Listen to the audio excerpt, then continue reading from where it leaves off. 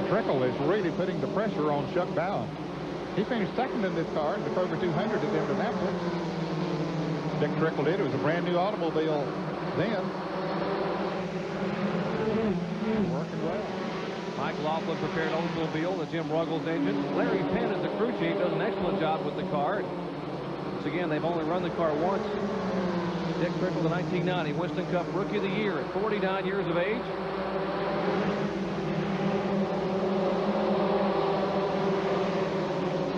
He likes these kinds of racetracks.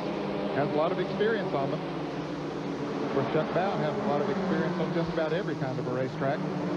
One of the smoothest drivers, certainly in the Busch Grand National Series.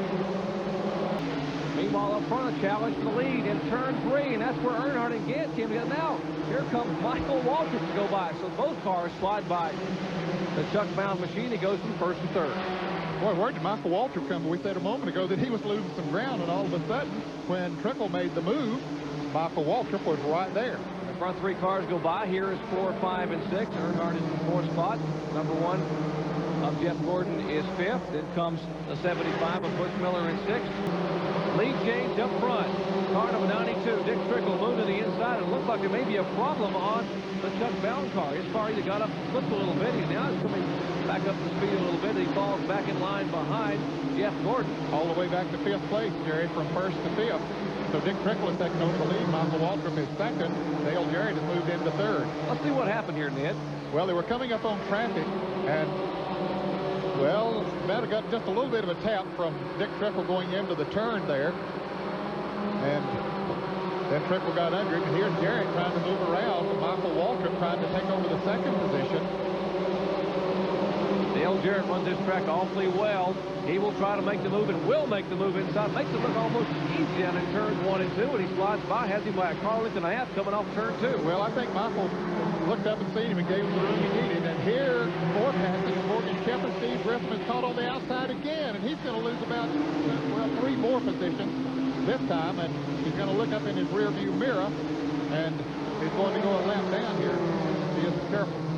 Well, now the leader, Dick Trickle, in 2nd place, Dale Jarrett, happened to hit on the backstretch, and there they are back in the, and Dale Earnhardt back on the backstretch as well. So this is going to be a disadvantage for those drivers, the Winston Cup drivers. Earnhardt getting 4 tires on his Goodwrench Chevrolet, so they're going to come out way back in the pack, and it's going to be a little tough for them coming up through the field, but that's one of the prices they pay for being a Winston Cup driver in a Busch Grand National race.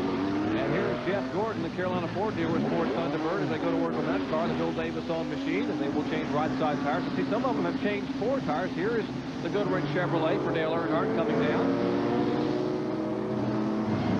And Chuck Bown is back in. Benny Parsons is still there. Benny?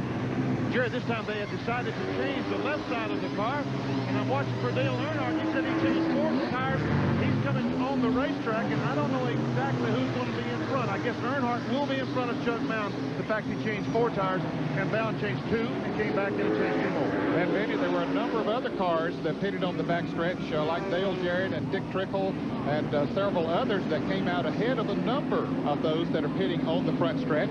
Dale Jarrett got out in front of Bobby Labonte, and so it wasn't as big a disadvantage as it could have been. And here's a tire that someone has let roll out near the racetrack down in turn 3. And there's a good look at a Goodyear Eagle radial. And they changed tires. You're supposed to take the ones you take off behind the wall. Apparently one getting away from someone. So with some of the troubles up front, Pontiac safety car moving away. Dale Jarrett, who's not in the points battle, but would like to be in the lead and win this race, pulls away. And Bobby Labonte, who is in the points battle, he's in hot pursuit.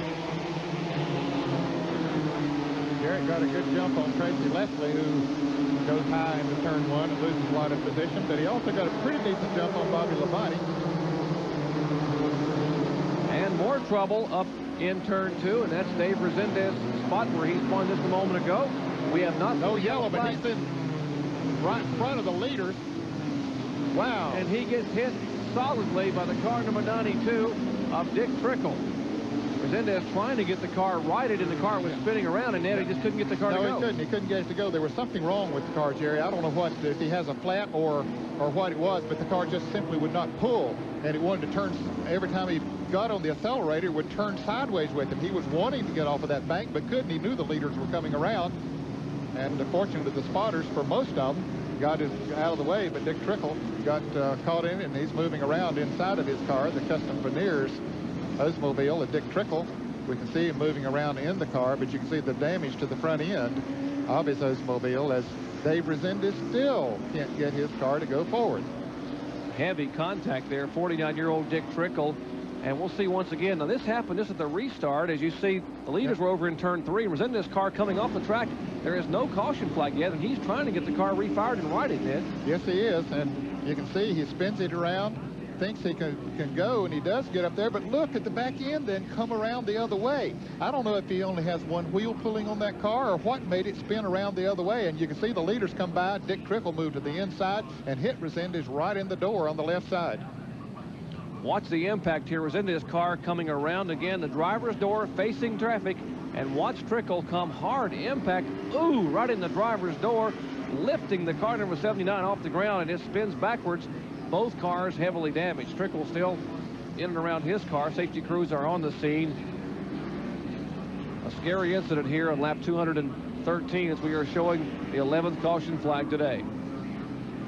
And there's Dave Rezendes walking towards the ambulance, and Dick Trickle walked away from his car as well, so that's good news as far as the drivers are concerned. Their cars didn't fare quite as well. Certainly a tough break for Dave Rezendes. He had led tonight, as had Dick Trickle. Both those cars had been leaders at one point in this evening's race, and now both will go to the infield care center and be checked out, and their cars will have to be repaired considerably over the next few days. There's Dave Rezendes walking in, and you see Dick Trickle. He will stroll in the infield care center. Excellent facilities here. You see they have a complete medical unit there, staffed with trauma surgeons and nurses on hand here at Bristol International Raceway. Good to see that they're okay. Back at Bristol International Raceway, the waning laps of the J. Johnson 250, our 11th caution flag of the evening for this heavy impact off of turn 2. Dave Rezendes' car spinning around, and watch the impact here. The Oldsmobile of Dick Trickle comes right along and ouch, right in the door. Both those drivers taken to the infield care center, and Benny Parsons is standing by with Dave Rezendes.